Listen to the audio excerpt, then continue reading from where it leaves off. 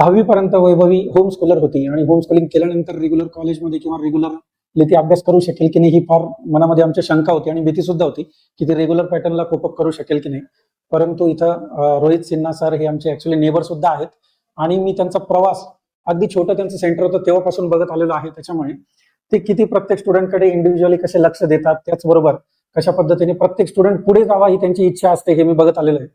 त्याच्यामुळे हे मी पक्क ठरवलेलं होतं की वैभवीला 10वी नंतर नीटसाठी रोहित सरांकडेच एमसीटी मध्येच ऍडमिशन करायचं. त्यानुसार ऍडमिशन केलं आणि ड्रास्टिकली जर बघितलं तर ह्या 2 वर्षामध्ये आता तसं हे 11वी झाली, 12वीचं शेवटची आता तिचं शेवटची वेळ आहे, जशी तिची एक्झाम जवळ येईल तशी. परंतु या 1.5 वर्षामध्ये तिने खूप चांगली प्रगती केलेली आहे, अर्थातच त्या रोहित सरांच्या आणि संपूर्ण टीमच्या गायडन्सने. कारण बाकीचे सुद्धा शिक्षक जे आहेत ते खूप चांगल्या प्रकारे सहकार्य करतात, मदत करतात, असं तिच्याकडनं कायम फीडबॅक मिळत असतो.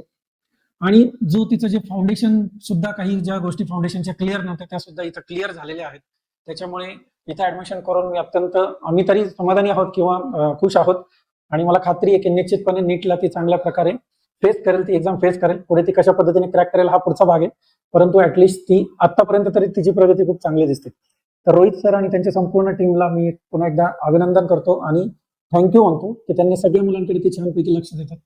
Thank you very much.